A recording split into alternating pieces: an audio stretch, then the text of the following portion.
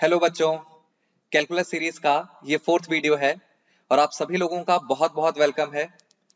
आज इस वीडियो में हम डिफरेंशिएशन की एप्लीकेशन के बारे में बातें करेंगे। किसी फंक्शन की नेचर कैसे आइडेंटिफाई की जाती है, ग्राफिकल मीनिंग क्या होता है डिफरेंशिएशन का, कैसे चेक करते हैं कब कोई फंक्शन किसी पॉइंट पे मैक्सिमम वैल्यू अचीव कर रहा है या मिनिमम वैल्यू अचीव कर रहा है। तो इस तरीके का जितना सारा डिस्कशन है बिल्कुल स्क्रैच से हम लोग स्टार्ट करेंगे और हर एक कंसेप्ट को इन डेप्थ एक्सप्लोर करेंगे। तो बहुत मजा आने वाला है। तो चलिए वीडियो को स्टार्ट करते हैं। सबसे पहले हम लोग सीखेंगे किसी लाइन की स्लोप का क्या मीनिंग होता है, क्योंकि इसकी जानकारी जो है वो हमारे आज के एनालिसिस का बेसिस रहने वाला है। तो शुरुआत के लिए सबसे पहले हम लोग एक एक्स एक्सिस ड्रॉ कर देते हैं, एक वाई एक्सिस ड्रॉ कर देते हैं और यहां पर हम लोग एक स्ट्रेट लाइन प्लॉट कर देते हैं। ठीक है, बिल्कुल। ये लाइन जो है ये हॉरिजॉन्टल के साथ थीटा एंगल फॉर्म कर रही है। अब मैंने क्या किया, इस लाइन पर एक पॉइंट प्लॉट कर दिया। इस पॉइंट का नाम रख दिया मैंने ए और इस ए पॉइंट के कोऑर्डिनेट्स हैं x1 y1। इसका मतलब ये जो ए पॉइंट है इसकी ओरिजिन से जो हॉरिजॉन्टल डिस्टेंस है वो x1 हो जाएगी और वर्टिकल डिस्टेंस उसके ओरिजिन से y1 हो जाएगी।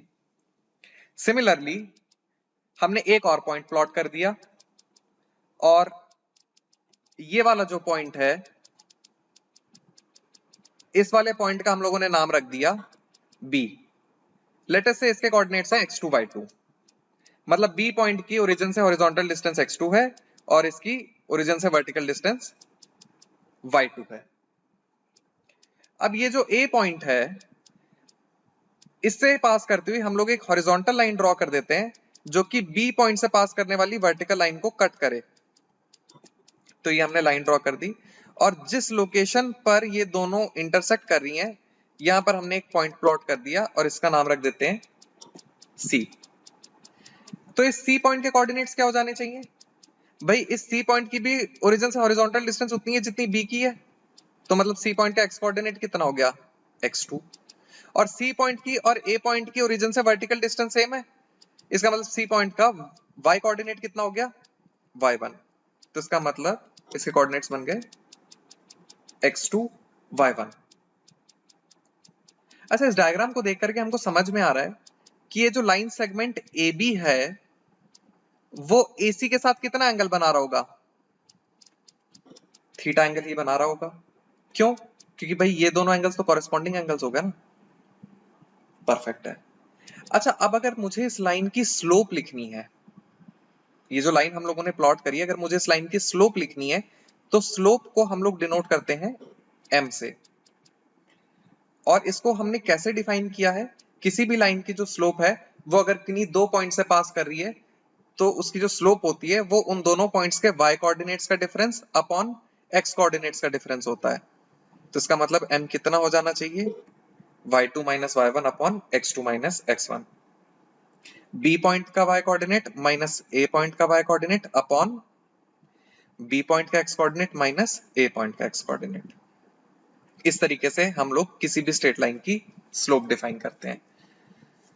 तो जब भी हमें किसी लाइन की स्लोप लिखनी है बस हमको ये पता होना चाहिए कि वो किन दो पॉइंट से पास कर रही है। उन दोनों पॉइंट्स के हमें अगर कोऑर्डिनेट्स पता है तो स्लोप लिख सकते हैं हम y2 minus y1 upon x2 minus x1। ये किसी भी लाइन की स्लोप की फंडामेंटल डेफिनेशन है। ठीक है, यहां तक क्लियर है सब लोगों को बात? ठीक है, तो मेरे ख्याल से यहां तक सब लोगों को बात समझ में आ रही है। अच्छा, अब देखो यहां पर हम लोग एक काम और कर सकते हैं। देखो इस पूरे डायग्राम में मुझे एक राइट एंगल ट्राइंगल दिखाई दे रहा है, ए बी सी। एक राइट एंगल ट्राइंगल दिखाई दे रहा है। इस ट्राइंगल को निकाल करके बाहर रख देते हैं। ये लो, निकाल लिया। अब अगर मैं इस ट्राइंगल को ध्यान से देखूं तो यहां पर जो tan थीटा है, ठीक है, ये tan थीटा की वैल्यू कितनी होनी चाहिए? tan थीटा होता है परपेंडिकुलर अपॉन बेस। तो इस राइट एंगल ट्राइंगल में परपेंडिकुलर क्या हो गया? BC। बेस क्या हो गया? AC। तो इसका मतलब ये tan थीटा कितना हो जाना चाहिए? BC upon AC। अब ये जो BC डिस्टेंस है वो कितनी होनी चाहिए? यही वाली डिस्टेंस होनी चाहिए, तो ये डिस्टेंस देखो कितनी हो गई, y2 माइनस y1 हो गई ना भाई। यहां से लेकर यहां तक डिस्टेंस y1, यहां से लेकर के यहां तक डिस्टेंस y2, तो ये पूरी डिस्टेंस कितनी हो गई, y2 माइनस y1। तो ये BC कितना हो गया, y2 माइनस y1। ठीक है, ठीक वैसे ही ये AC डिस्टेंस कितनी हो गई भाई, यहां से लेकर यहां तक x1 डिस्टेंस है और यहां से लेकर के यहां तक डिस्टेंस x2 है, तो इसका मतलब ये डिस्टेंस कितनी हो गई, x2 माइनस x1। तो AC कितना हो गया, x2 माइनस x1। तो इसका मतलब मैं tan थीटा क्या लिख सकता था, मैं कह सकता था tan थीटा बराबर हो जाना चाहिए BC, मतलब कि y2 minus y1 upon AC x2 minus x1। तो tan theta is equal to y2 minus y1 upon x2 minus x1। अरे वाह, ये क्या चीज है, ये तो हमने लाइन, स्ट्रेट लाइन की स्लोप लिखी है, तो इसका मतलब हम क्या कह सकते हैं, m is equal to tan theta. तो फंडामेंटल डेफिनेशन तो ये है, लेकिन अगर हमको ये मालूम है कि कोई स्ट्रेट लाइन हॉरिजॉन्टल के साथ कितना एंगल फॉर्म कर रही है, तो हम ये कह सकते हैं कि उस लाइन की जो स्लोप है वो बराबर हो जाती है tan थीटा के। ठीक है, तो इस तरीके से हम लोग किसी भी स्ट्रेट लाइन की स्लोप लिख सकते हैं। चाहे तो हम कोऑर्डिनेट्स की फॉर्म में लिख सकते हैं, चाहे तो हमको अगर लाइन का एंगल पता है हॉरिजॉन्टल से, तो हम कह सकते, तो हम सीधा सीधा कह सकते हैं कि स्ट्रेट लाइन की जो स्लोप है वो बराबर हो जाती है tan थीटा के। ठीक है, मेरे ख्याल से ये बात सबको समझ में आ गई होगी, तो वीडियो को पॉज करके इसको नोट कर लो।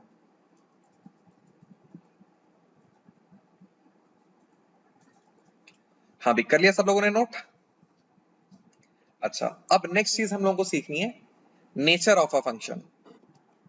तो नेक्स्ट पेज पे हेडिंग डाल लो, nature of a function. Sir ये नेचर ऑफ अ फंक्शन का क्या मतलब होता है, नेचर ऑफ अ फंक्शन का मतलब होता है कि कब कोई फंक्शन इंक्रीजिंग फंक्शन कहलाता है या डिक्रीजिंग फंक्शन कहलाता है। इंक्रीजिंग या डिक्रीजिंग मतलब, एक एग्जांपल का हेल्प लेते हैं चलो। जैसे सपोज हमको एक इक्वेशन दिया हुआ है, हमको ये फंक्शन बताया हुआ है y is equal to x plus 10, तो मुझे चेक करना है कि ये फंक्शन इंक्रीजिंग है या डिक्रीजिंग है। तो हम लोग क्या करेंगे, हम लोग एक टेबल ड्रॉ कर लेते हैं। यहां पर हम लोग x, यहां पर हम लोगों ने x मार्क कर दिया, यहां पर हम लोगों ने y मार्क कर दिया। अच्छा, अब देखो, अगर x की वैल्यू सपोज मैं 0 चूज करता हूं, तो अगर x की वैल्यू 0 होगी तो कॉरिस्पॉन्डिंगली y की वैल्यू कितनी हो जाएगी, y is equal to 0 plus 10, तो y कितना हो जाएगा 10। और अगर मैं x का वैल्यू 2 चूज करता हूं, अगर x का वैल्यू 2 रखता हूं, तो y का वैल्यू कितना हो जाना चाहिए, y is equal to 2 plus 10, तो y कितना हो गया 12। ठीक है, तो x का वैल्यू जब मैंने 0 से 2 किया, तो मैंने x का वैल्यू को इंक्रीज किया ना, तो y का वैल्यू कहां से कहां तक गया, y का वैल्यू 10 से 12 हो गया। तो जब मैंने x का वैल्यू इंक्रीज करा, तो मैंने देखा y का वैल्यू भी इंक्रीज हो गया। तो जब किसी फंक्शन में x को इंक्रीज करने पे y भी इंक्रीज होता है, तो इस तरीके के फंक्शन को हम लोग कहते हैं इंक्रीजिंग फंक्शन। क्लियर है ये बात, ठीक है। अच्छा, ठीक वैसे ही डिक्रीजिंग फंक्शन का क्या मतलब होता है, एक और एग्जांपल देख लेते हैं। सपोज हमको एक फंक्शन दिया हुआ है y is equal to 20 minus x square.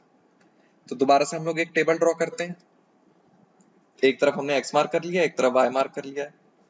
अब सपोज मैंने x की वैल्यू 2 चूज करी, तो y कितना हो गया 20 माइनस 4, तो y की वैल्यू कितनी होगी 16। अब अगर मैं x की वैल्यू 3 चूज करता हूं, तो y हो जाएगा 20 माइनस 9, तो y कितना हो जाएगा 11। क्लियर है, तो यहां पर जब मैंने x की वैल्यू को 2 से 3 करा, तो x की वैल्यू को मैंने बढ़ाया, तो y की वैल्यू 16 से 11 हो गई। तो x को इंक्रीज करने से y डिक्रीज हो गया। जब मैंने x को इंक्रीज करा, तो मैंने देखा y जो है वो डिक्रीज हो गया। तो ऐसे फंक्शंस जिनमें x को इंक्रीज करने पे y डिक्रीज होता है, इस तरीके के फंक्शंस को हम लोग कहते हैं डिक्रीजिंग फंक्शन। ठीक है, तो नेचर ऑफ अ फंक्शन से क्या मतलब होता है? नेचर ऑफ फंक्शन से हमारा मतलब होता है कि कब कौन सा फंक्शन इंक्रीजिंग है, कब कौन सा फंक्शन डिक्रीजिंग है, और क्या क्राइटेरिया होता है?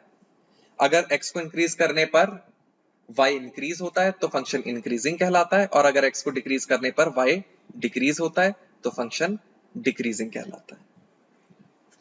ठीक है, तो वीडियो को पॉज करके इसको नोट कर लो, फिर मैं आपको स्टेटमेंट में लिखवा देता हूं। जल्दी से नोट कर लो वीडियो को पॉज करके।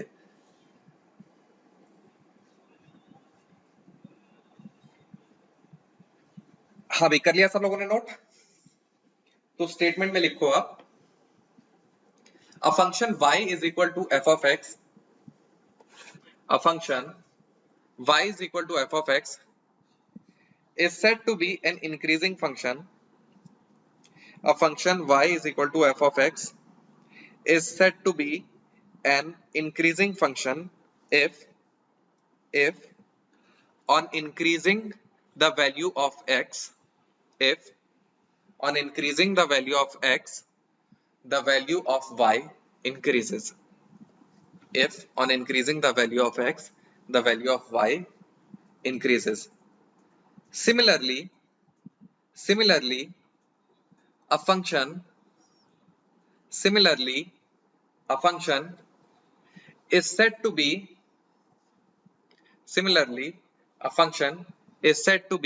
a decreasing function. Similarly, a function is said to be a decreasing function if on increasing the value of x, value of y decreases. If on increasing the value of x, value of y decreases. तो इस तरीके से हम लोग ये check कर सकते हैं कि कौन सा फंक्शन इंक्रीजिंग है, कौन सा फंक्शन डिक्रीजिंग है। ठीक है, लेकिन ये बात समझ में आ गई ना हमको? किसी भी फंक्शन की नेचर असल में हर अलग अलग पॉइंट पर अलग अलग होती है। ऐसा हो सकता है कि कोई फंक्शन किसी गिवन पॉइंट पर इंक्रीजिंग हो और किसी दूसरे पॉइंट पर डिक्रीजिंग हो। तो किसी पर्टिकुलर पॉइंट पर, किसी स्पेसिफिक पॉइंट पर अगर मुझे चेक करना है कि फंक्शन इंक्रीजिंग है या डिक्रीजिंग है, तो उसका क्या मेथड होगा, आओ सीखते हैं। तो नेक्स्ट हेडिंग अब आप लोग डाल लो, nature of a function at a particular point. अच्छा, जैसे कि इस फिगर को देख करके मुझे समझ में आ रहा है ये फंक्शन देखो लगातार इंक्रीज कर रहा है। देखो जैसे जैसे मैं x में आगे बढ़ रहा हूं वैसे वैसे y का वैल्यू जो है वो इंक्रीज करता जा रहा है ना। तो वैसे तो देखो फिगर को सीधा देख करके पता लग रहा है कि ये फंक्शन कैसा है, इंक्रीजिंग फंक्शन है। लेकिन यहां पर तो चलो हमें ग्राफ दिया हुआ है तो हमने देख करके बता दिया फंक्शन इंक्रीजिंग है। सपोज हमको ये फंक्शन का ग्राफ ना दे करके हमको फंक्शन को इक्वेशन में लिख करके दे देता, और सपोज हमको नहीं ग्राफ ड्रॉ करना आता है, तो क्या अब हम नहीं बता सकते फंक्शन इंक्रीजिंग है या डिक्रीजिंग है? तो यहां पर एक काम करते हैं, यहां पर हम लोग एक मैथमेटिकल रूल डेवलप कर लेते हैं और फिर आगे से उस रूल को फॉलो करके ही हम लोग चेक करेंगे कि कब कौन सा फंक्शन इंक्रीजिंग है किसी पॉइंट पर, कब डिक्रीजिंग है। ठीक है, तो लेट अस से मैंने एक्स एक्सेस पर एक पॉइंट चूज करा x1, और इस x1 पॉइंट के लिए मुझे इस ग्राफ पर एक पॉइंट मिल गया। इस पॉइंट का नाम मैंने रख दिया a, और लेट अस से इस पॉइंट का y कोऑर्डिनेट y1 है। थोड़ी दूरी पर मैंने एक और पॉइंट चूज कर लिया x2, और इसके कॉरेस्पॉन्डिंग जो ग्राफ पर मुझे पॉइंट मिला उसका नाम मैंने रख दिया a', और ये a' का y कोऑर्डिनेट है y2। अच्छा, यहां पर हमको एक बात का ध्यान रखना है कि ये a' पॉइंट और a पॉइंट आपस में बहुत बहुत नजदीक हैं। क्लियर है बात? ये इतना नजदीक है कि आप ऐसे मान सकते हो कि a' पॉइंट a पॉइंट पर जस्ट ओवरलैप कर रहा है। ठीक है, तो इसका मतलब ये x1 और x2 के बीच की जो डिस्टेंस होगी ये बहुत छोटी होगी, तो मैंने इसको बोल दिया dx। तो इसका मतलब मैं ये कह सकता हूं कि मैं सीधा सीधा x1 पॉइंट पर ही एनालाइज कर रहा हूं कि क्या चल रहा है, क्योंकि x2 और x1 तो लगभग ओवरलैप ही कर रहे होंगे। ठीक वैसे ही ये जो y2 और y1 है इनके भी बीच की डिस्टेंस बहुत छोटी होगी, तो मैंने कह दिया ये डिस्टेंस कितनी हो गई, dy। अच्छा, ग्राफ को देख करके तो पता लग रहा है कि ये फंक्शन इंक्रीजिंग है, लेकिन मैथमेटिकली कैसे इस बात को जस्टिफाई करें? तो देखो, मैं कह सकता हूं y2 माइनस y1 dy हो जाना चाहिए। अच्छा, y2 माइनस y1 कैसी क्वांटिटी है, पॉजिटिव की नेगेटिव? सर पॉजिटिव क्वांटिटी है, क्योंकि y2 बड़ा है और y1 छोटा है। बहुत बढ़िया। ऐसे ही x2 माइनस x1 क्या हो जाना चाहिए, dx। अच्छा, x2 माइनस x1 कैसी क्वांटिटी है, ये भी पॉजिटिव है, क्योंकि x2 बड़ा है, x1 छोटा है। तो इसका मतलब dy भी पॉजिटिव है और dx भी पॉजिटिव है। तो इसका मतलब dy बाई dx क्या हो गया, पॉजिटिव। क्या बात समझ में आई? ये बात समझ में आई कि अगर किसी पॉइंट पर फंक्शन इंक्रीजिंग है तो इसका सीधा सा मतलब ये है कि उस पॉइंट पर उस फंक्शन का डिफरेंशिएशन पॉजिटिव होना चाहिए। मैं रिपीट कर रहा हूं, अगर कोई फंक्शन किसी पॉइंट पर इंक्रीजिंग नेचर का है तो उस स्पेसिफिक पॉइंट पर उस फंक्शन का dy बाई dx पॉजिटिव आना चाहिए। ठीक है, वीडियो को पॉज करके इसको नोट कर लो, फिर एक केस और देखते हैं।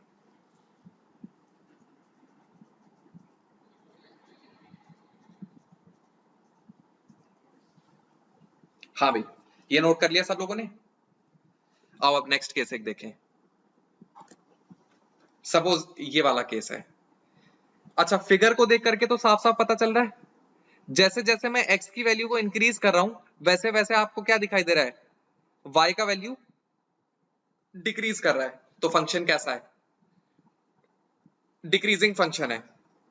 पर हमको मैथमेटिकली चेक करना है। मैथमेटिकली कैसे हम कहेंगे, तो हम लोग क्या कहेंगे, हमने एक पॉइंट चूज करा x1, x1 के कॉरेस्पॉन्डिंग मुझे इस ग्राफ पर एक पॉइंट मिला, उस पॉइंट का मैंने नाम रख दिया a। उस a पॉइंट का y कोऑर्डिनेट हो गया सपोज y1। ठीक है, फिर एक दूसरा पॉइंट चूज करा x2, उसके कॉरेस्पॉन्डिंग भी एक पॉइंट मैंने ग्राफ पर प्लॉट कर दिया, इसका नाम मैंने रख दिया a डैश, और इसका y कोऑर्डिनेट क्या हो गया, y2। देखो, x2 पर मुझे मिला y2 और x1 पर मुझे मिला y1। y1 बड़ा है कि y2 बड़ा है? सर y1 बड़ा है।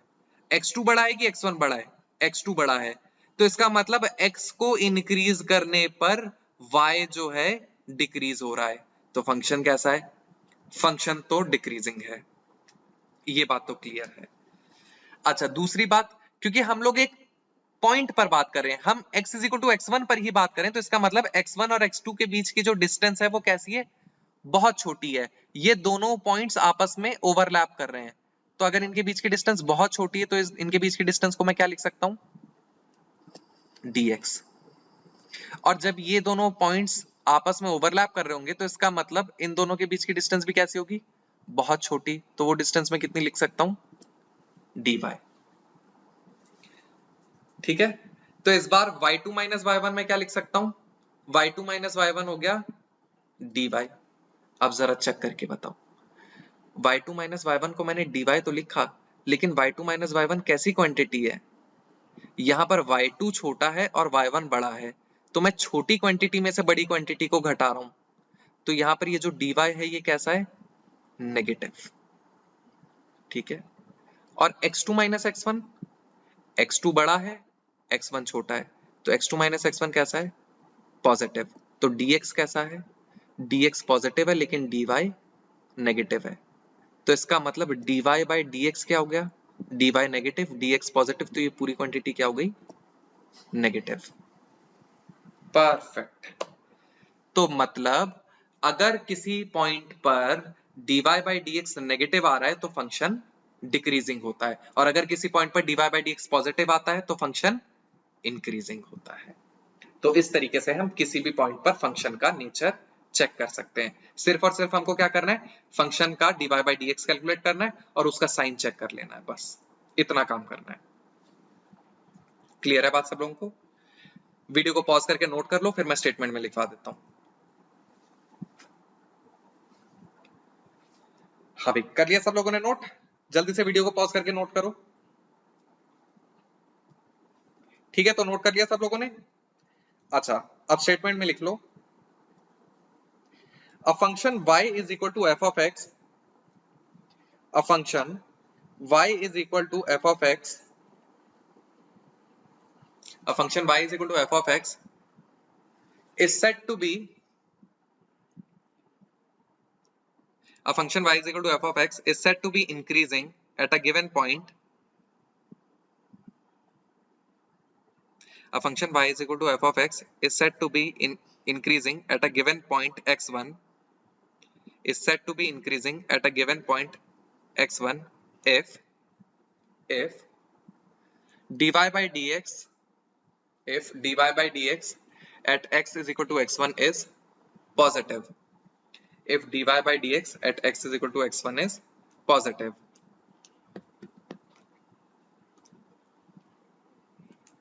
if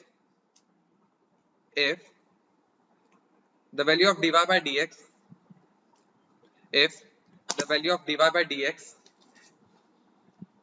becomes negative, if the value of dy by dx becomes negative at x is equal to x1, becomes negative at x is equal to x1, then the function is said to be, then the function is said to be decreasing, then the function is said to be decreasing at x is equal to x1.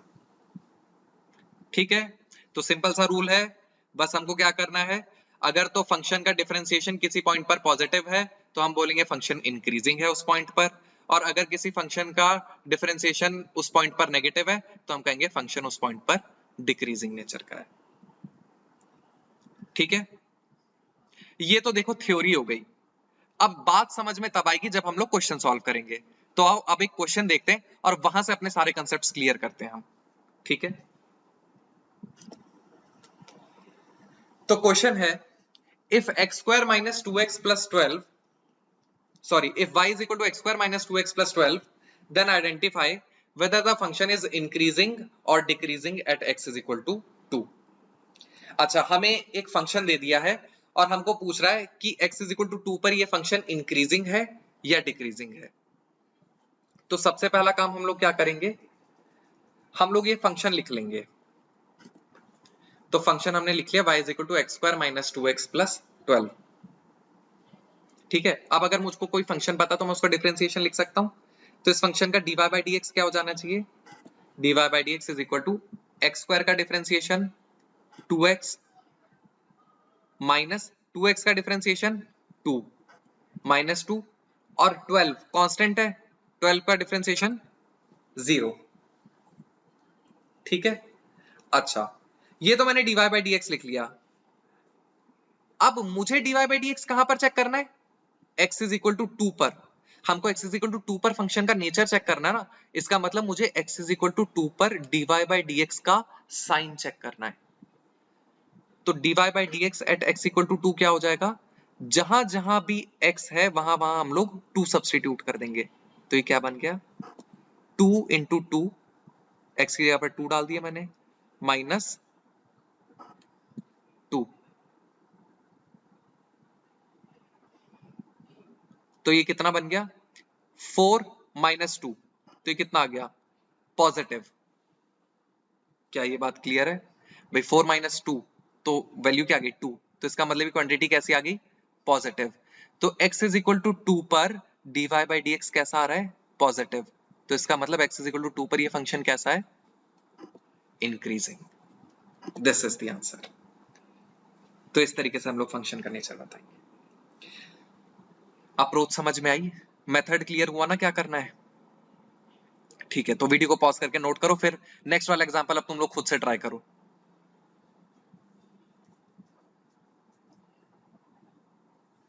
हाँ भाई, pause करके note कर लिया सब लोगों ने। ठीक है, तो नेक्स्ट क्वेश्चन देख रहे हैं। देखो नेक्स्ट क्वेश्चन है, if y is equal to x square minus 10x plus 40, then identify whether the function is increasing or decreasing at x is equal to 4। अब वीडियो को पॉज करो और इस क्वेश्चन को तुम लोग खुद से सॉल्व करो। चलो ट्राई करो जल्दी से।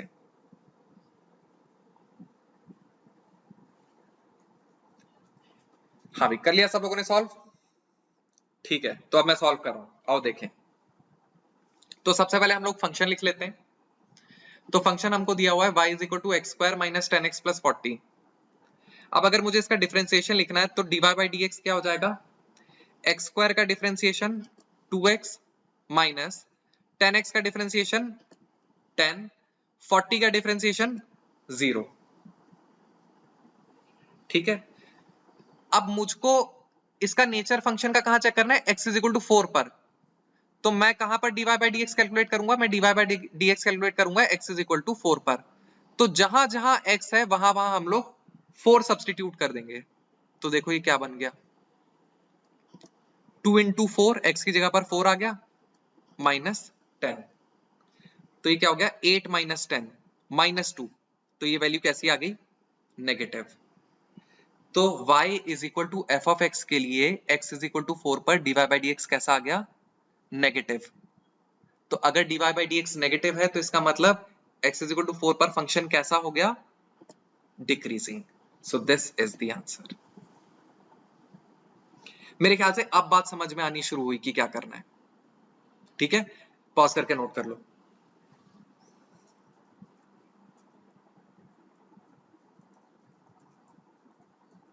हाँ भाई, नोट कर लिया सब लोगों ने। ठीक है, तो अब नेक्स्ट क्वेश्चन देखते हैं। So the next question says, if y is equal to x cube minus 15x square plus 50, then identify whether dy by dx is increasing or decreasing at x is equal to 4. Question समझ में आया? इस बार वो ये नहीं पूछ रहा है कि y इंक्रीजिंग या डिक्रीजिंग है x इज इक्वल टू 4 पर। इस बार वो पूछ रहा है क्या dy by dx इंक्रीजिंग है या डिक्रीजिंग है x इज इक्वल टू 4 पर। इस बार हमसे dy by dx का नेचर पूछ रहा है। तो dy by dx का नेचर अगर हमसे पूछ रहा है x इज इक्वल टू 4 पर, तो इसका क्या मतलब हुआ, इसका मतलब ये हुआ कि हमको dy by dx का डिफरेंशिएशन देखना पड़ेगा x इज इक्वल टू 4 पर कैसा है।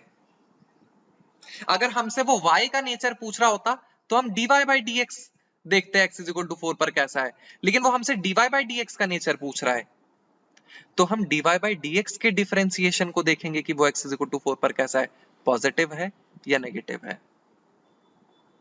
कंसेप्ट क्लियर हुआ? ठीक है, तो y हमको कितना दिया हुआ था, x cube minus 15x square plus 50।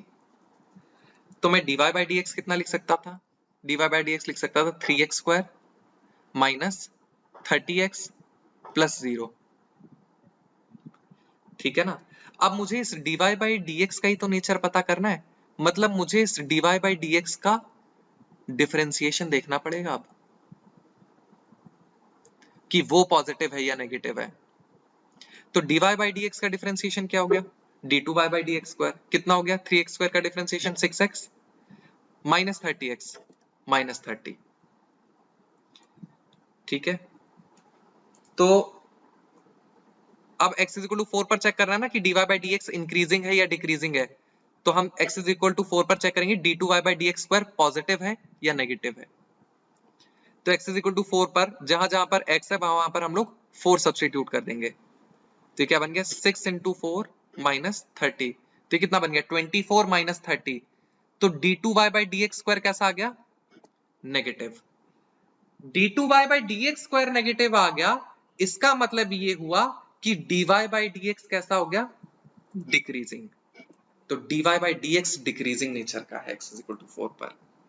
y के बारे में कोई चर्चा नहीं की हमने dy by dx के बारे में बात की। यहां पर बात क्लियर है? ठीक है, वीडियो को पॉज कर लो फिर आगे बढ़ते हैं। पॉज करके नोट करो फिर आगे बढ़ते हैं।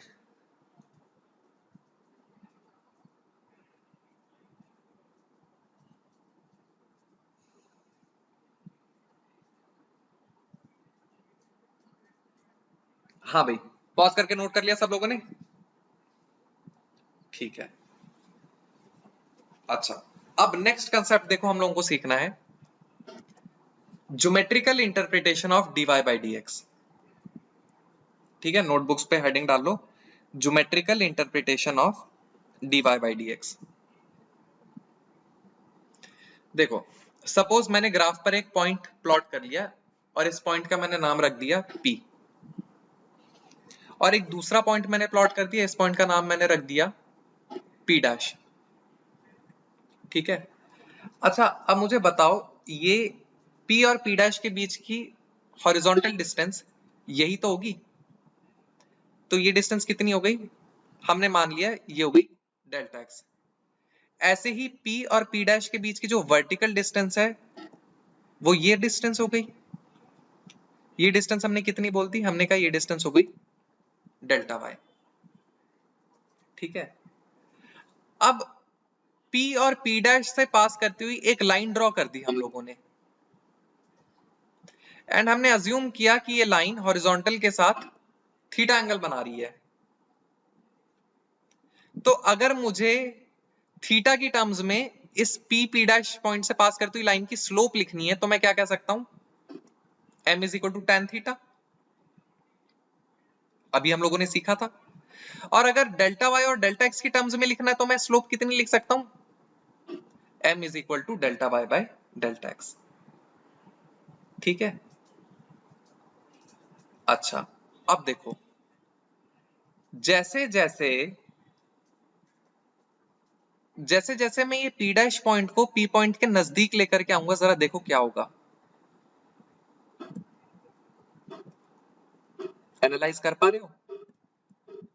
देखो जैसे जैसे ये P dash point P point के नजदीक आ रहा है वैसे वैसे ये डेल्टा वाई डिक्रीज हो रहा है और ये डेल्टा एक्स भी तो डिक्रीज हो रहा है। अच्छा अब जरा सोचो, अगर मैं ये P डैश पॉइंट को इतना नजदीक ले आऊं P पॉइंट के कि ये P dash point just overlap करने लगे P पॉइंट पर, तब ये जो लाइन होगी ये लाइन तब क्या बन जाएगी, ये लाइन तब इस ग्राफ का टेंजेंट बन जाएगी। टेंजेंट जो कि कहां से पास कर रहा होगा, P पॉइंट से, है कि नहीं। अच्छा अब क्योंकि P डैश और P दोनों इतने नजदीक हैं कि लगभग लगभग ओवरलैप कर रहे हैं, तो ये डेल्टा एक्स तब कैसा हो गया होगा, बहुत बहुत छोटा, टेंडिंग टू जीरो के जैसा। तो तब इस डेल्टा एक्स को मैं क्या कह पाऊंगा, dx। ठीक वैसे ही ये डेल्टा वाई भी तब बहुत छोटा हो चुका होगा, तो इस डेल्टा वाई को तब मैं क्या लिख पाऊंगा, dy। तो इसका मतलब तब अगर मुझे इस टेंजेंट की स्लोप लिखनी होगी m, तो ये m क्या हो जाएगा, अब डेल्टा y को मैंने dy बोल दिया, डेल्टा x को मैंने dx बोल दिया, तो m क्या हो जाएगा, dy बाई dx। ठीक है, और m को हमने क्या बोला था, tan थीटा, तो हम लोग क्या कह सकते हैं, dy by dx is equal to tan theta. ठीक है, बात समझ में आ गई। इसका क्या मतलब हुआ, मतलब ये हुआ कि अगर किसी ग्राफ में किसी स्पेसिफिक पॉइंट P पर मुझे dy बाई dx का वैल्यू पता करना है कि कितना है, मुझे किसी फंक्शन का ग्राफ दे दिया है और मुझे किसी स्पेसिफिक पॉइंट P पर पता करना है कि dy बाई dx का वैल्यू कितना है, तो मैं क्या करूंगा, मैं बस उस P पॉइंट पर टेंजेंट का स्लोप पता कर लूंगा, that will be equal to dy by dx। ठीक है, वीडियो को पॉज करके पहले नोट कर लो, फिर मैं दोबारा से एक बार एक्सप्लेन कर देता हूं। जल्दी से पॉज करके नोट करो।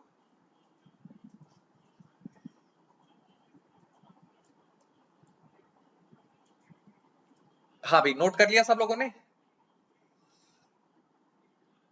अच्छा देखो देखो मैं आप लोगों को क्या कह रहा था, मैं आपको कह रहा था कि अगर मुझे किसी पॉइंट पर dy बाई dx का वैल्यू पता करना है, सपोज मुझे x is equal to x1 पर dy बाई dx का वैल्यू पता करना है कि क्या है, तो मैं क्या करूंगा, x is equal to x1 के कॉरेस्पॉन्डिंग जो पॉइंट ग्राफ पर लाई कर रहा होगा पहले तो वो पॉइंट प्लॉट कर दूंगा। मैंने कहा ये पॉइंट का नाम है P। अब मैं क्या करूंगा, मैं इस पॉइंट P से पास करता हुआ एक टेंजेंट ड्रॉ कर दूंगा। ठीक है, और फिर मैं ये कैलकुलेट करूंगा कि वो जो टेंजेंट है वो हॉरिजॉन्टल के साथ कितना एंगल बना रहा है, सपोज थीटा एंगल बना रहा है।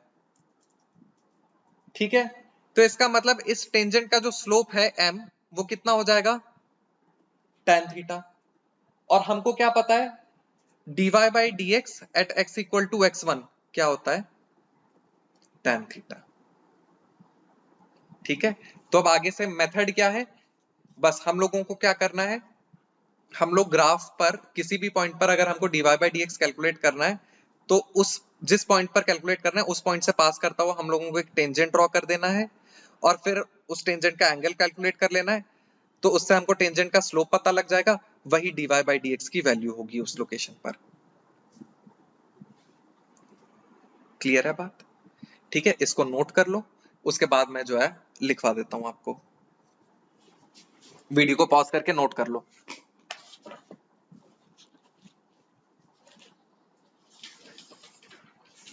जल्दी से नोट कर लो।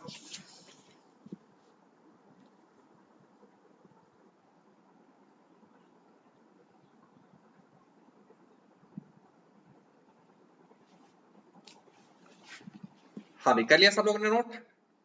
ठीक है, तो अब स्टेटमेंट में लिखो, अब स्टेटमेंट में लिख लो, for the graph of the function, for the graph of the function y is equal to f of x, for the graph of the function y is equal to f of x, if we take a point x equal to x1, for the graph of the function y equal to f of x, if we take a point x is equal to x1 on the x-axis, x is equal to x1 on the x-axis, and mark the corresponding point, and mark the corresponding point as P on the graph, and mark the corresponding point as P on the graph for x is equal to x1, and mark the corresponding point as P on the graph for x is equal to x1, then the slope of the tangent to the curve, then the slope of the tangent to the curve passing through point P, then the slope of the tangent to the curve passing through point P gives the value of dy by dx, gives the value of dy by dx at x equal to x1, gives the value of dy by dx at x is equal to x1। ठीक है, ये बात clear है सब लोगों को? अच्छा, यहां पर आप लोगों को देखो एक बात का और ध्यान रखना है, जैसे अगर सपोज मैं आपसे एक क्वेश्चन पूछता कि अच्छा बताओ x is equal to x1 पर इस फिगर में dy by D x positive है या नेगेटिव है। ठीक है, मैंने आपसे क्वेश्चन पुट किया है कि आप मुझे इस फिगर को देख करके बताओ dy by D x positive है या नेगेटिव है। तो भाई हमको पता है कि dy बाई डी एक्स जो है वो बराबर होता है स्लोप ऑफ टेंजेंट के। तो ये जो टेंजेंट है इसका जो स्लोप होगा वो क्या होगा, tan थीटा। अच्छा, अब ये जो टेंजेंट है वो एक्स एक्सिस के साथ कैसा एंगल बना रहा है, एक्यूट एंगल बना रहा है। तो अगर एक्यूट एंगल बना रहा है तो tan थीटा कैसा होगा, पॉजिटिव। तो dy बाई डी एक्स कैसा होगा, पॉजिटिव, क्योंकि dy बाई डी एक्स तो tan थीटा होता है। असल में थीटा जब तक एक्यूट होता है तब तक tan थीटा पॉजिटिव होता है, और जैसे ही थीटा ऑब्ट्यूज हो जाता है tan थीटा का वैल्यू नेगेटिव हो जाता है। सपोज इसी पॉइंट पर अगर टेंजेंट ऑब्ट्यूज एंगल बना रहा होता है एक्स एक्सिस के साथ, तो हम क्या कहते हैं dy बाई डी एक्स कैसा हो गया इस पॉइंट पर, नेगेटिव। ठीक है, तो एक्यूट एंगल बनाएगा तो dy by D x positive होगा, ऑब्ट्यूज एंगल बनाएगा तो dy by D x negative हो जाएगा। ठीक है, ये बात भी क्लियर है सब लोगों को? अच्छा, तो अब हम लोग जो है नेक्स्ट कंसेप्ट की तरफ बढ़ रहे हैं। तो हेडिंग डाल लो, मैक्सिमा एंड मिनिमा। ठीक है, सपोज हमें ये चेक करना है कि कब कोई फंक्शन मैक्सिमम होता है या मिनिमम होता है, तो इसको कैसे आइडेंटिफाई किया जाए। ठीक है, तो इसमें दो केसेस हैं, एक बार हम लोग कैलकुलेट करेंगे कि कब फंक्शन मैक्सिमम होता है और एक बार हम लोग कैलकुलेट करेंगे कब फंक्शन मिनिमम होता है। तो पहले केस वन में हम लोग मिनिमम के लिए चेक करेंगे। तो case one, condition for minima. तो हम लोग चेक करने जा रहे हैं कब फंक्शन मिनिमम वैल्यू एक्वायर करता है। जैसे सपोज ये हमको एक फंक्शन का ग्राफ दिया हुआ है। ठीक है, तो ये एक पॉइंट है x is equal to x1, तो इसके लिए हमको ग्राफ पर पॉइंट मिल गया, ये वाला पॉइंट। इस पॉइंट का मैंने नाम रख दिया q। फिर मैंने x is equal to x1 से थोड़ा सा पीछे एक पॉइंट चूज कर लिया, x1 माइनस dx, बहुत थोड़ा सा पीछे, ठीक है। तो इसके लिए मुझे ग्राफ पर ये पॉइंट मिल गया, इस पॉइंट का मैंने नाम रख दिया p। और x1 से थोड़ा सा आगे एक पॉइंट मैंने चूज कर लिया, x1 प्लस dx। इसके लिए मैंने जो ग्राफ पर मुझे पॉइंट मिला, उस पॉइंट का नाम मैंने रख दिया r। अच्छा, मुझे ग्राफ पे देख करके बताओ p, q और r में से इस फंक्शन की सबसे मिनिमम वैल्यू कहां पर है? सर, इस ग्राफ की सबसे मिनिमम वैल्यू q पर है, q पर सबसे कम वैल्यू मिल रही है, ठीक है। ये तो हमने ग्राफ को देख करके बता दिया, पर मैथमेटिकली कैसे प्रूव करेंगे हम? देखो, अब ध्यान से देखो, इसी सारे एनालिसिस को समझने के लिए हमने अभी तक सारा कुछ पढ़ा है, ठीक है। अभी तक हमने जितनी सारी मेहनत करी है वो इसी को समझने के लिए की है। तो देखो, एक्चुअल में ये P, Q और R, ये तीनों ही पॉइंट्स आपस में बहुत नजदीक हैं, ठीक है। तो अब देखो, P पॉइंट पर अगर मैं बात करता हूं, तो P पॉइंट से अगर मैं एक टेंजेंट ड्रॉ कर दूं, तो वो टेंजेंट कुछ ऐसा होगा। तो ये जो टेंजेंट एंगल बना रहा होगा वो कुछ इस तरीके का होगा। अच्छा, इस वक्त जो ये टेंजेंट एंगल बना रहा है वो कैसा है? ऑब्ट्यूज एंगल है। अच्छा, अगर P पॉइंट से पास करते हुए इस टेंजेंट का एंगल ऑब्ट्यूज है, तो यहां पर इस टेंजेंट का स्लोप कैसा हो गया? नेगेटिव। tan थीटा नेगेटिव हो गया। तो इसका मतलब x1 माइनस dx पॉइंट पर dy बाई dx कैसा हो गया? dy बाई dx कैसा हो गया? नेगेटिव। मतलब P पॉइंट पर dy बाई dx कैसा हो गया? नेगेटिव। तो हमने मार्क कर दिया, P पॉइंट पे dy बाई dx की वैल्यू कैसी मिल रही है मुझे? नेगेटिव। ये बात क्लियर है। अब आओ Q पॉइंट पर बात करते हैं। Q पॉइंट से पास करता हुआ अगर मैं एक टेंजेंट ड्रॉ करूं, तो इस तरीके का टेंजेंट होगा। ये टेंजेंट कैसा हो गया? ये टेंजेंट तो x एक्सिस के पैरेलल हो गया। तो इसका मतलब ये टेंजेंट x एक्सिस से कितना एंगल बना रहा है? 0 डिग्री। अच्छा, अगर ये x एक्सिस के साथ 0 डिग्री का एंगल बना रहा है, तो Q पॉइंट के लिए dy बाई dx कैसा हो जाना चाहिए? Slope of tangent to the curve. और टेंजेंट अगर 0 डिग्री बना रहा है, तो टेंजेंट का स्लोप कैसा हो गया? 0। तो इसका मतलब Q पॉइंट पर dy बाई dx कैसा हो गया? 0। तो Q पॉइंट पर dy बाई dx कैसा हो गया? 0। ये बात भी क्लियर है। अब R पॉइंट के लिए बात करते हैं। R पॉइंट से पास करता हुआ अगर मैं टेंजेंट ड्रॉ करूं, तो इस तरीके का दिखाई देगा। ये एक्स एक्सिस के साथ जो एंगल बना रहा है थीटा, वो अब की बार एक्यूट है। इसका मतलब इस वाले टेंजेंट का स्लोप कैसा हुआ? पॉजिटिव। इसका मतलब R वाला जो पॉइंट है, जो कि x1 प्लस dx को कॉरेस्पॉन्ड कर रहा है, उसके लिए dy बाई dx कैसा हो गया? पॉजिटिव। क्यों? क्योंकि dy बाई dx क्या होता है? tan थीटा, और थीटा यहां पर कैसा है? एक्यूट। तो tan थीटा कैसा हो गया? पॉजिटिव। तो dy बाई dx भी कैसा हो गया? पॉजिटिव। तो R पॉइंट के लिए dy बाई dx कैसा हो गया? पॉजिटिव। मेरे ख्याल से यहां तक बात एकदम क्लियर है। P पॉइंट पर dy बाई dx नेगेटिव था, Q पॉइंट पर dy बाई dx 0 हो गया, R पॉइंट पर dy बाई dx पॉजिटिव हो गया। अच्छा, ये P, Q और R, ये इस डायग्राम में दूर दूर दिख रहे हैं। इनको अगर आप अगर इनको रियलिटी में हम लोग बात करें, तो ये P, Q और R इतने पास है कि लगभग लगभग ओवरलैप कर रहे हैं। तो इसका मतलब मैं ये अज्यूम कर सकता हूं कि मैं सिर्फ और सिर्फ Q पॉइंट पर ही बात कर रहा हूं, ठीक है ना।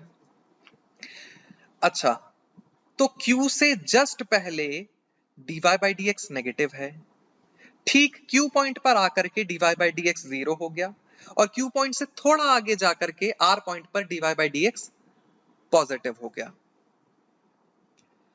तो यहां पर dy बाई dx का रेट ऑफ चेंज कैसा है? नेगेटिव से जीरो, जीरो से पॉजिटिव। क्या आप समझ रहे हो? Q पॉइंट पर dy बाई dx लगातार इंक्रीज कर रहा है, और जब कोई फंक्शन इंक्रीज कर रहा होता है तो उसका डिफरेंशिएशन कैसा होना चाहिए? पॉजिटिव। तो इसका मतलब d2y बाई dx स्क्वायर कैसा होना चाहिए Q पॉइंट पर? पॉजिटिव। क्या ये बात समझ में आई? इसका मतलब ये है कि अगर हमको कोई फंक्शन दिया हुआ है y is equal to F of x, और हमको ये चेक करना है कि वो फंक्शन वहां पर मिनिमम है या नहीं, तो उसके लिए उसे दो कंडीशंस फुलफिल करनी होंगी। पहली कंडीशन तो ये कि जिस पॉइंट पर उसे मिनिमम होना है उस पॉइंट पर उसका dy बाई dx जीरो होना चाहिए, ठीक है। और दूसरी कंडीशन, उस पॉइंट पर d2y बाई dx स्क्वायर की जो वैल्यू है वो पॉजिटिव होनी चाहिए। अगर ये दोनों कंडीशन साइमल्टेनियसली फुलफिल हो जाती हैं तो हम कहते हैं फंक्शन जो है वो उस पॉइंट पर मिनिमम वैल्यू अचीव कर रहा है, जो कि यहां पर पॉइंट Q है, ठीक है। अभी मैं सारा कुछ लिखवा दूंगा आपको, ठीक है। अभी बस ये जितना सब मैं बोर्ड पर लिखता जा रहा हूं इसको आप नोट करते जाओ, ठीक है। वीडियो को पॉज करके इसको नोट कर लो।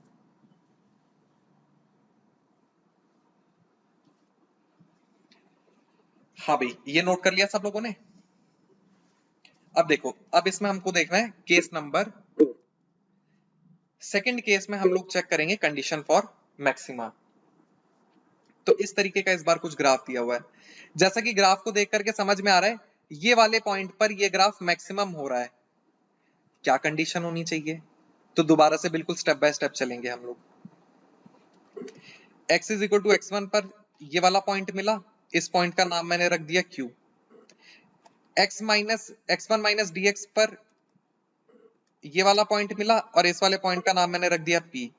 ऐसे यहां पर हो गया x प्लस dx, और इसके लिए जो मुझे ग्राफ पर पॉइंट मिला, इस पॉइंट का नाम मैंने रख दिया R, ठीक है। अभी तक तो बस मैंने डायग्राम ड्रॉ करा है, यहां तक बात क्लियर है ना? अच्छा, अब दोबारा से देखो, P पॉइंट पर अगर मैं बात करूं तो P पॉइंट से पास करता हुआ अगर मैं टेंजेंट ड्रॉ करता हूं तो इस तरीके का कुछ टेंजेंट दिखाई देगा। ये टेंजेंट हॉरिजॉन्टल के साथ कितना एंगल बना रहा है? थीटा। कैसा है ये? ऑब्ट्यूज, एक्यूट, 90 डिग्री कैसा है? एक्यूट है। तो इसका मतलब P पॉइंट के लिए dy बाई dx कैसा हो गया? पॉजिटिव। क्यों? क्योंकि dy बाई dx होता है tan थीटा, और tan थीटा यहां पर कितना हो गया? पॉजिटिव। तो P पॉइंट के लिए dy बाई dx कैसा आ गया? पॉजिटिव, ठीक है। ऐसे ही अगर हम Q पॉइंट के लिए बात करें तो Q पॉइंट से पास करता हुआ अगर मैं टेंजेंट ड्रॉ करता हूं तो इस तरीके का दिखाई देगा।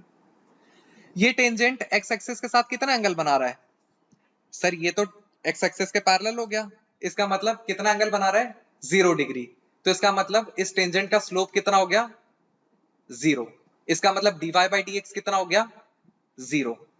तो Q पॉइंट के लिए dy बाई dx कैसा हो गया? 0।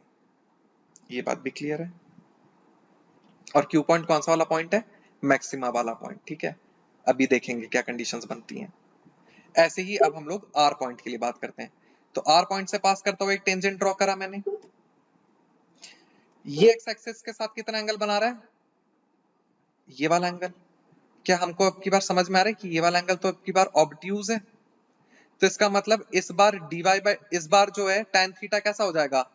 इस बार R पॉइंट से पास करता हुआ जो टेंजेंट है, इसका जो स्लोप है tan थीटा वो नेगेटिव हो जाएगा। अगर इसका स्लोप नेगेटिव हो गया, इसका क्या मतलब हुआ? dy बाई dx नेगेटिव हो गया। तो R पॉइंट के लिए dy बाई dx कैसा हो गया? नेगेटिव। ये बात क्लियर है? देखो, Q पॉइंट के लिए इस बार भी dy बाई dx का वैल्यू 0 आया। और अगर P से लेकर के R तक बात करूं तो पहले dy बाई dx पॉजिटिव था, फिर dy बाई dx का वैल्यू Q पॉइंट पर आकर के 0 हुआ, और फिर और आगे आकर के dy बाई dx का वैल्यू नेगेटिव हो गया। x माइनस dx के लिए पॉजिटिव है, x1 के लिए 0 है, और x1 प्लस dx के लिए नेगेटिव है। पॉजिटिव से 0, 0 से नेगेटिव, तो dy बाई dx लगातार डिक्रीज हो रहा है। जब भी कोई फंक्शन डिक्रीज हो रहा होता है किसी पॉइंट पर, तो हमने क्या सीखा था कि उस फंक्शन का डिफरेंशिएशन नेगेटिव होता है। तो अगर dy by dx decreasing function है तो dy बाई dx का डिफरेंशिएशन कैसा होना चाहिए? नेगेटिव। तो d2y बाई dx स्क्वायर क्या हो जाएगा? नेगेटिव। क्या सीखा हम लोगों ने? हम लोगों ने सीखा कि फंक्शन को अगर किसी पॉइंट पर मैक्सिमम वैल्यू अचीव करनी है तो जिस पॉइंट पर फंक्शन मैक्सिमम हो रहा है उस पॉइंट पर फंक्शन का dy बाई dx जो है वो 0 हो जाना चाहिए और उस पॉइंट पर d2y बाई dx स्क्वायर का वैल्यू नेगेटिव हो जाना चाहिए। अगर ये दोनों कंडीशंस फुलफिल हो जाती हैं तो हम कहते हैं उस पर्टिकुलर पॉइंट पर फंक्शन मैक्सिमम वैल्यू अचीव कर रहा है। क्या ये बात भी एकदम क्लियर है? ठीक है, तो हम लोगों ने क्या क्या सीखा? हम लोगों ने सीखा कब फंक्शन मैक्सिमम वैल्यू अचीव करता है, कब फंक्शन मिनिमम वैल्यू अचीव करता है। ठीक है, तो वीडियो को पॉज करके इसको नोट कर लो, उसके बाद मैं लिखवा देता हूं। जल्दी से पॉज करके नोट कर लो। हाँ भाई, पॉज करके जल्दी से नोट करो।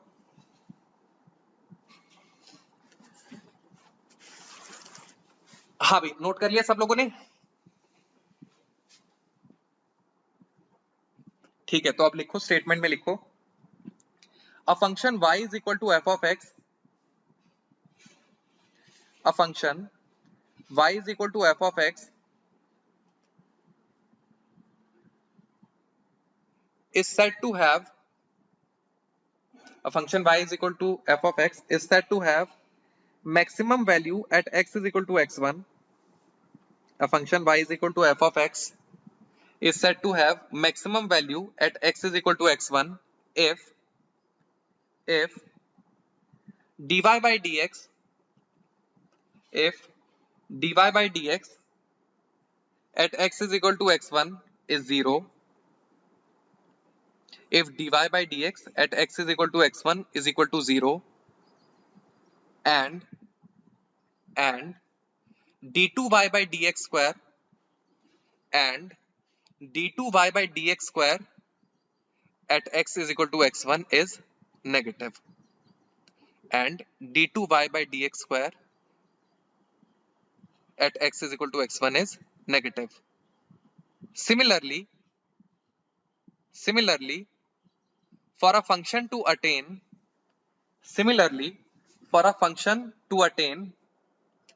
minimum value,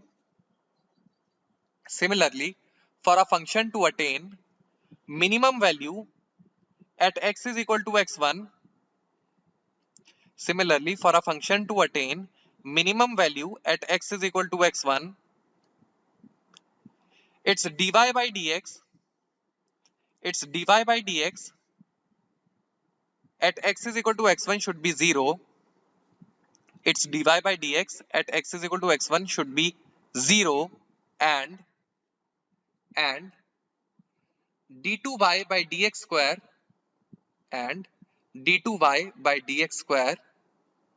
should be positive, and d2y by dx square should be positive. बस, ठीक है। तो कोई भी फंक्शन किसी गिवन पॉइंट पर मैक्सिमम वैल्यू अचीव कर रहा है या मिनिमम वैल्यू अचीव कर रहा है, उसके लिए पहली कंडीशन ये है, चाहे वो मैक्सिमम हो चाहे वो मिनिमम हो, उस पॉइंट पर उस फंक्शन का dy by dx 0 होना चाहिए। ये दोनों के लिए ट्रू है।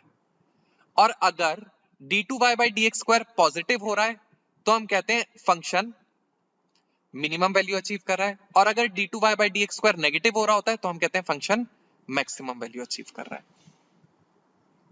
ठीक है, तो आज का वीडियो काफी ज्यादा लेंथी हो गया है, तो मैक्सिमा और मिनिमा से रिलेटेड क्वेश्चंस जो हैं वो हम लोग अब नेक्स्ट वीडियो में डिस्कस करेंगे। ठीक है, तो नेक्स्ट वाले वीडियो में हम लोग खूब सारे क्वेश्चंस सॉल्व करेंगे, तो उससे हमारा जो आइडिया है वो थोड़ा और क्लियर हो जाएगा। ठीक है, तो आज के लिए हम लोग वीडियो को यहीं तक रखते हैं। So thank you for watching, have a nice day.